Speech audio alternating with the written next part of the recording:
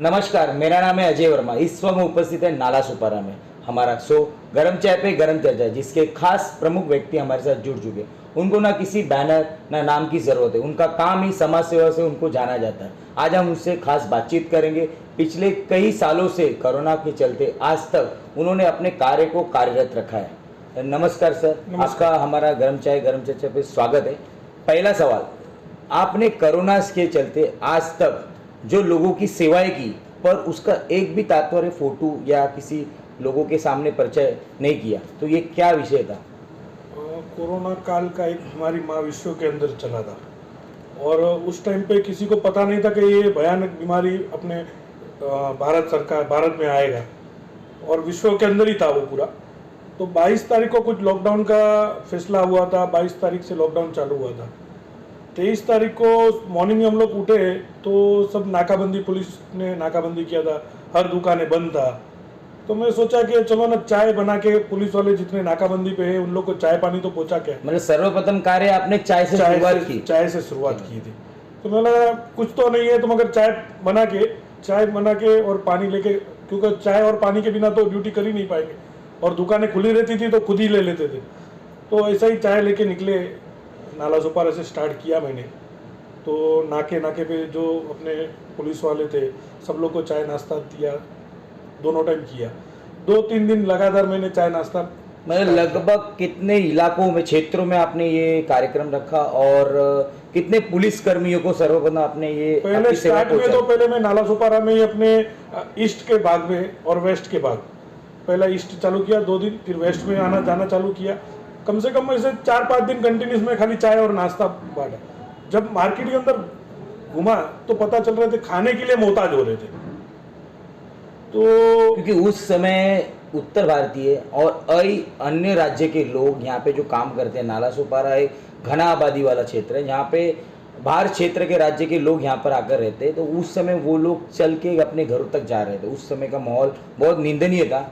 तो उस समय आपने क्या आपके स्तर पे देखा और लोगों की क्या सेवाएं करने का आपको सूझा? जब चल के जा रहे थे उसके पहले का पीरियड वो बहुत भयानक था। तो जब मैंने वो 5-6 दिन के बाद मैंने देखा 2-4 जन राशन के लिए मांग रहे थे, ये मांग रहे थे। तो एक्चुअली कोरोना पीरियड से पहले 1 महीना पहले ही मैं होटल व्यवसाय में जुड़ा था और होटल व्यवसाय चालू किया था। मतलब आपने नई होटल की शुरुआत की? होटल का शुरुआत किया था, नया बिजनेस का शुरुआत किया। ओके। और 17 या 18 तारीख को मेरे राशन मंगाया था होटल के लिए। अच्छा, मतलब आपके होटल की शुरुआत के लिए आपने राशन सामग्री मंगाया था। तो मैं सोचा राशन मंगा के वो कब चालू होएगा, राशन खराब हो जाएगा, अगर मैं थोड़ा थोड़ा किसी को दूंगा तो किसी के पेट में जाएगा। तो ये कैसे लगा कि अगर आपका होटल उस समय चालू हो जाता, लॉकडाउन तो कंफर्म नहीं था। हाँ। कि 1 महीना है, 10 दिन है या 1 साल है। हाँ। वो तो कभी भी डिक्लेयर होता था, पर आपको कैसे लगा कि ये राशन खराब होगा, इससे अच्छा कि मैं लोगों को मदद कर दूं? राशन तो बाद में चालू होएगा तो वापस मंगा सकते थे, मगर अभी जो भूखे मर रहे उनको अगर वो राशन काम आ जाएगा तो मेरा होटल का 4 दिन बाद चालू हो जाएगा। मतलब ये आपका ख्याल ही कुछ अलग था। तो वहां से मैंने क्या किया, मैं सोचा अपन जो राशन लाए उसमें से थोड़ा थोड़ा किट बनाना चालू किया मैंने, चावल का, गेहूं का, आटे का, दाल का। तो जरूरतमंद को मिलते थे जो भी, उनको पूछते थे तो उनको देना चालू किया मैं। 8-10 दिन वो चला मेरा राशन, उसके बाद राशन भी खत्म हो गया। कितने लोगों को सेवा पहुंचाई और कितने लाखों का जो राशन था? क्योंकि यहाँ पे कैसा हो गया कि एक पार्ले जी बिस्किट भी लोग किसी को डोनेट कर रहे थे उस टाइम पे, तो सोशल मीडिया में उसकी फोटो क्लिक करके हाईलाइट्स कर रहे थे। पर आपने इतने लाखों का सामान, जैसे आपने बताया कि होटल सामग्री स्टार्ट करने के लिए राशन मंगाया और वो राशन को आपने जनता में डोनेट किया, तो कई लाखों का होगा। वो लाखों का सामान तो पहले ही खत्म हो गया था, 5-7 दिन, ज़्यादा 8 दिन चला था। उसके बाद एक दूसरे का कांटेक्ट से मेरे को फ़ोन आने लगे थे कि ये है, उनके परिवार में 4 जन हैं, उनके पास बहुत हालत ख़राब है। फिर मुझे भी समझ में नहीं आया कि मैं कहाँ से करूँ, इनकम भी बंद हो गया था, तो कहाँ से करूँ मुझे कुछ समझ में नहीं आ रहा था। मगर ऊपर वाले की देन थी कि जो मैं कार्य करते गया ना उसमें मुझे इतना खुशी हो रही थी अंदर कि वो काम ऑटोमेटिक होते गया। मतलब किस तरह आपने अगर एक जरूरतमंद को राशन दिया तो उसके चेहरे जब वो मेरे पास आया, मुझे बोला राशन चाहिए, तब उसका जो मुंह के जो स्माइल थी उसका, और उसको टेंशन था, और देने के बाद मैंने थोड़ा ही बहुत दिया तो उसकी जो खुशी थी ना वो मेरे को बहुत अच्छी लगी। क्योंकि उस टाइम में ऐसा नहीं था कि जो गरीब वर्ग के हो गए, उस टाइम में जो अच्छे मिडिल क्लास भी लोग थे उनकी भी हालत इस तरह निंदनीय थी कि उन्हें खाने की मोहताज था। ऐसे बहुत तो ऐसे परिवार लोग से भी आए। आपके पास मिले होंगे। आए, बहुत परिवार आए, बहुत जन आए, कहाँ कहाँ से फोन भी आने लगा। अदरवाइज नालासोपारा छोड़ो, मेरे को कांदीवली से, बोरीवली से, डोंबिवली से, उधर से कॉल भी आने लगा कि हमारे कोई इधर है, उनको कुछ अगर मदद कर सकते हो तो मदद करो। तो वो हिसाब से फिर मैंने क्या किया था कि मॉर्निंग में खाली डिपार्टमेंट को चाय पिलाता था, पानी पिलाता था, और रोज का 20 या 25 परिवार को मैं राशन बांटना चालू किया। और शाम को 300 जन का खिचड़ी बनता था। वेस्ट में मेरा होटल था, तो उधर से खिचड़ी बना के जो घर के अंदर राशन तो देके आता था, मगर वो बनाएंगे किसमें, उनके पास सामान भी नहीं थे। सही बात है। ठीक है ना, कुछ उसके उपाय था तो उन लोग सब चीजें ही बंद थी, लॉकडाउन जैसे अभी पूरा। जो घूम के खाना खाते थे, उनके पास तो राशन दे के करेंगे क्या, वो पकाएंगे कहाँ पे। तो उनको खिचड़ी का मैंने कांटेक्ट किया था। 300 जन का रोज का खिचड़ी बनाता था, और वो 300 जन का खिचड़ी हम लोग पूरा बांटते थे। मतलब कितने दिन तक आपने कार्य किया ये खिचड़ी बांटने मैंने का? लॉकडाउन समझ लो, जब तक लॉकडाउन चला उस दिन पूरा लॉकडाउन में मैं काम चालू किया।